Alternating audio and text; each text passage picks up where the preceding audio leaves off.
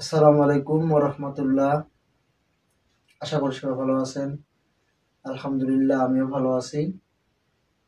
Honours প্রথম বর্ষ,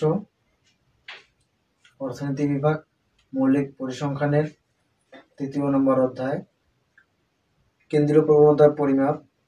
আজকে ৪র্থ নম্বর ক্লাস। পূর্বের ক্লাসে আমরা মধ্যমা সম্পর্কে জেনেছি, মধ্যমা কাকে বলে এবং মধ্যমা কিভাবে নির্ণয় করতে হয়। তো পূর্বের ক্লাসে আমি বলেছিলাম যে কোনো একটি নিবেশনের সংখ্যাসমূহকে মানের ঊর্ধ্বক্রমে এবং মানের নিম্নক্রমে সাজালে যে সংখ্যাটি নিবেশনের ঠিক মাঝখানে অবস্থান করে এবং যে সংখ্যাটি নিবেশনটিকে ঠিক সমান দুভাগে ভাগ করে তাকে মধ্যমা বলে। পূর্বের ক্লাসে আমরা বিচ্ছিন্ন নিবেশন এবং বিন্যস্ত নিবেশনের মধ্যমা নির্ণয় করেছি। আজকে আমরা শ্রেণী বিন্যস্ত নিবেশনের মধ্যমা নির্ণয় করব।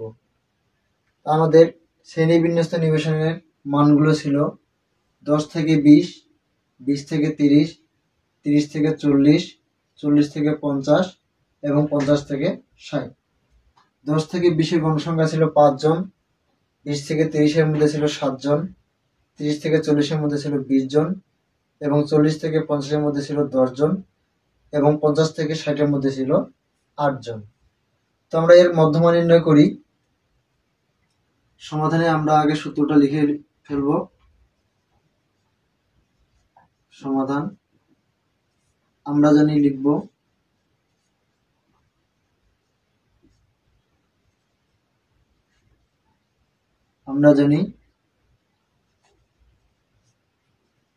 মধ্যমা এম ইকুয়াল। শ্রেণী বিন্যস্ত নিবেশনের ক্ষেত্রে আমরা মধ্যমা সূত্র কি জানি? এল প্লাস বড় হাতের n/2 মাইনাস হচ্ছে এফসি এবং ডিভাইডেড এফএম ইন্টু সি। এই সূত্রটা আমরা জানি। এখন আমাকে গণনা তালিকা করতে হবে।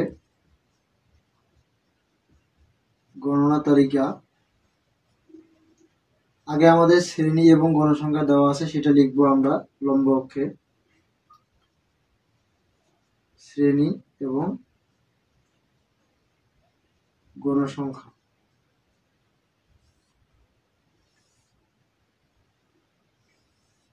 এরপর আমরা সূত্রে দেখবো আমাদের কি কি লাগবে। তো আমাদের লাগবে এল। এল মানে হচ্ছে মধ্যমা শ্রেণীর নিম্ন সীমা। তাহলে আমরা মধ্যমা শ্রেণী নির্ণয় করলে আমরা নিম্ন সীমাটা পাবো। এরপর আছে n/2। n/2 মানে n হচ্ছে নিবেশনটির মোট গণসংখ্যা এবং তাকে 2 দিয়ে ভাগ দিলে n/2 এর মান পাওয়া যায়। সেটা আমরা গণসংখ্যা দিয়ে যোগ করে পারবো। এরপর আছে আমাদের লাগবে এফসি। এফসি মানে আমি পূর্বের ক্লাসে বলেছিলাম এফসি বা সিএফ কর্মযোজিত গণসংখ্যা। তা আমি পূর্বের ক্লাসে বলেছিলাম যে মধ্যমা শ্রেণীর পূর্ববর্তী শ্রেণীর কর্মযোজিত গণসংখ্যা। আমরা যে মধ্যমা শ্রেণীটা পাবো তার পূর্ববর্তী শ্রেণী কর্মযোজিত গণসংখ্যা আছে এফসি। এরপর ভাগ আছে এফএম। এফএম মানে আমি বলেছিলাম যে মধ্যমা শ্রেণীর গণসংখ্যা এবং ইন্টু সি। সি হচ্ছে মধ্যমা শ্রেণীর ব্যবধান। তো আমাদের লাগতেছে এফসি লাগতেছে। এফসি মানে কি? কর্মযোজিত গণসংখ্যা।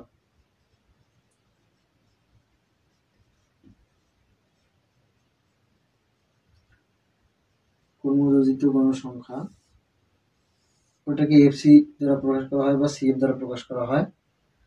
তো আমরা ছকটা করে ফেলি।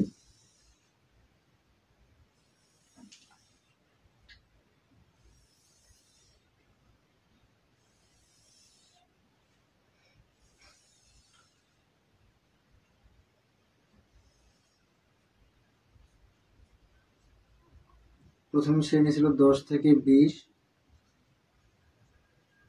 পরবর্তী শ্রেণী 20 থেকে 30, 30 থেকে 40,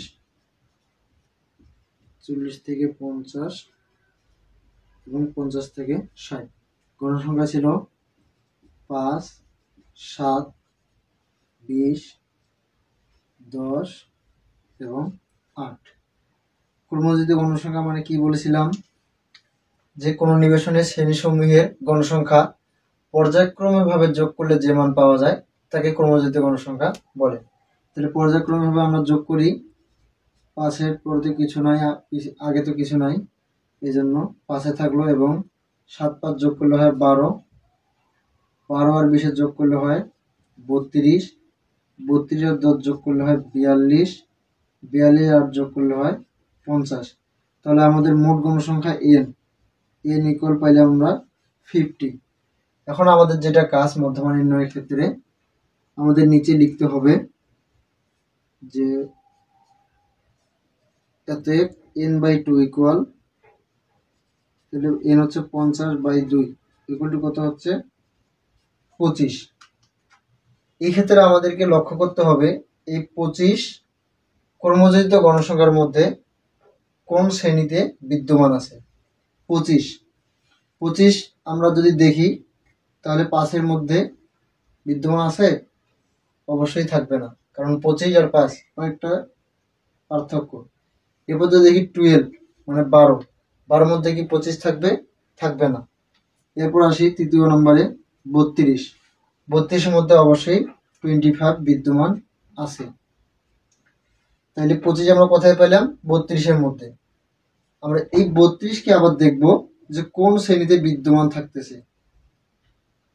তাহলে এই 32 আবার 30 থেকে 40 শ্রেণীতে বিদ্যমান। তাহলে এখানে আমি লিখে দিব যা 30 থেকে 40 শ্রেণীতে বিদ্যমান, যা 30 থেকে 40 শ্রেণীতে বিদ্যমান। এই 30 থেকে 40 শ্রেণী আমাদের মধ্যমা শ্রেণী। অতএব মধ্যমা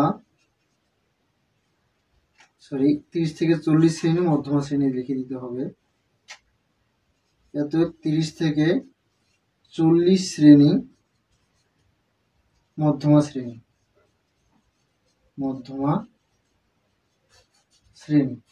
তাহলে 30 থেকে 40 শ্রেণী আমাদের মধ্যমা শ্রেণী। তাহলে মধ্যমা শ্রেণী আমরা পেয়ে গেলাম।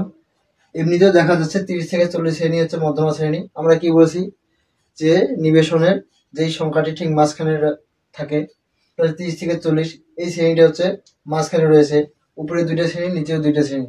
তাহলে 30 থেকে 40 শ্রেণী হচ্ছে আমাদের মধ্যমা শ্রেণী। তাহলে এখানে এখন নিচে লিখতে হবে অতএব মধ্যমা ME equal L plus n/2 minus FC divided FM into C।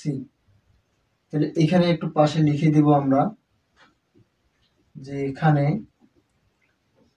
L, তারপর কি n/2, তারপর হচ্ছে FC, তারপর FM, তারপর C। L মানে কি বলছি? পূর্বের ক্লাসে আমি বলেছিলাম L মানে হচ্ছে মধ্যমা শ্রেণীর নিম্ন সীমা। তাহলে আমরা মধ্যমা শ্রেণী পাইছি 30 থেকে 40 শ্রেণী হচ্ছে মধ্যমা শ্রেণী। তাহলে 30 থেকে 40, তাহলে এখানে নিম্ন সীমা কত? 30। তাহলে L এর মান হচ্ছে 30। এরপর আসি n/2 এর মান আমরা পাইছি 25। n মানে কি? মোট গণসংখ্যা। মোট গণসংখ্যাকে 2 দ্বারা ভাগ করলে আমরা পেয়েছি 25। এরপর আসি FC মানে হচ্ছে ক্রমযোজিত গণসংখ্যা FC বা CF। আমি বলছিলাম পূর্বের ক্লাসে যে FC, এখানে FCটা হবে মধ্যমা শ্রেণীর পূর্ববর্তী শ্রেণী ক্রমযোজিত গণসংখ্যা। আমরা যে মধ্যমা শ্রেণীটা পাইছি এই যে 30 থেকে 40, এই 30 থেকে 40 শ্রেণীর এটা হচ্ছে মধ্যমা শ্রেণী। তাহলে এর পূর্ববর্তী শ্রেণী হচ্ছে কোনটা? 20 থেকে 30। এই 20 থেকে 30 শ্রেণীটা হচ্ছে মধ্যমা শ্রেণীর পূর্ববর্তী শ্রেণী। এর ক্রমযোজিত গণসংখ্যা আমরা দেখবো কত। এর ক্রমযোজিত গণসংখ্যা হচ্ছে 12। তাহলে এটা হবে FC এর মান 12। তাহলে FC পেলাম আমরা 12। এবার আসি FM আমি পূর্বের ক্লাসে বলেছিলাম যে FM সমান সমান হবে মধ্যমা শ্রেণী গণসংখ্যা। এখানে আমরা মধ্যমা শ্রেণী পেয়ে গেছি 30 থেকে 40। তাহলে মধ্যমা শ্রেণী গণসংখ্যা আমরা পেয়ে গেলাম 20। মধ্যমা শ্রেণী গণসংখ্যা হচ্ছে FM 20। এবং C মানে হচ্ছে মধ্যমা শ্রেণী ব্যবধান। তো মধ্যমা শ্রেণী ব্যবধান কত? 30 থেকে 40। শ্রেণী ব্যবধান নির্ণয়ের একটা সূত্র আছে যে উচ্চ সীমা বিয়োগ নিম্ন সীমা। তাহলে উচ্চ সীমা 40 থেকে 30 বাদ দিলে 10 থাকে, তাহলে আমাদের শ্রেণী ব্যবধান হচ্ছে 10। তাহলে আমরা মানগুলো বসাই দিই। এখন এর মান হচ্ছে 30 প্লাস n/2 হচ্ছে 25 মাইনাস হচ্ছে 12 20 ইন্টু 10। মানগুলো ক্যালকুলেশন করে নেই। 30 প্লাস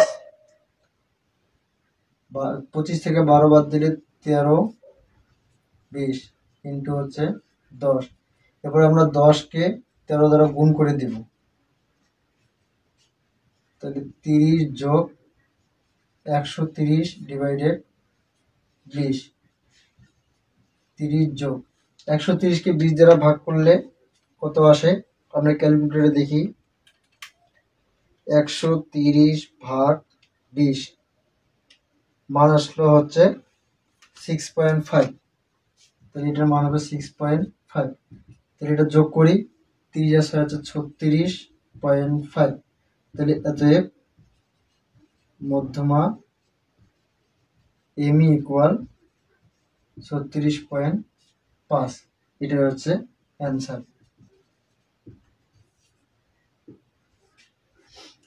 তাহলে শ্রেণীবিন্যাস তথ্যের ক্ষেত্রে আমরা মধ্যমা পাইলাম 36.5। এই হচ্ছে আমাদের আজকের শ্রেণীবিন্যাস তথ্যের ক্ষেত্রে মধ্যমা নির্ণয়। ধন্যবাদ সবাইকে ভিডিওটি শেষ পর্যন্ত দেখার জন্য। দেখা হবে পরবর্তী ক্লাসে। পরবর্তীতে আমরা ক্লাস করব প্রচুরক সম্পর্কে, প্রচুরক কাকে বলে এবং প্রচুরক নির্ণয় সূত্রগুলো। আজকে এই পর্যন্তই থাক। সবার সুস্বাস্থ্য কামনা করে শেষ করছি। আসসালামু আলাইকুম ওয়া রাহমাতুল্লাহ।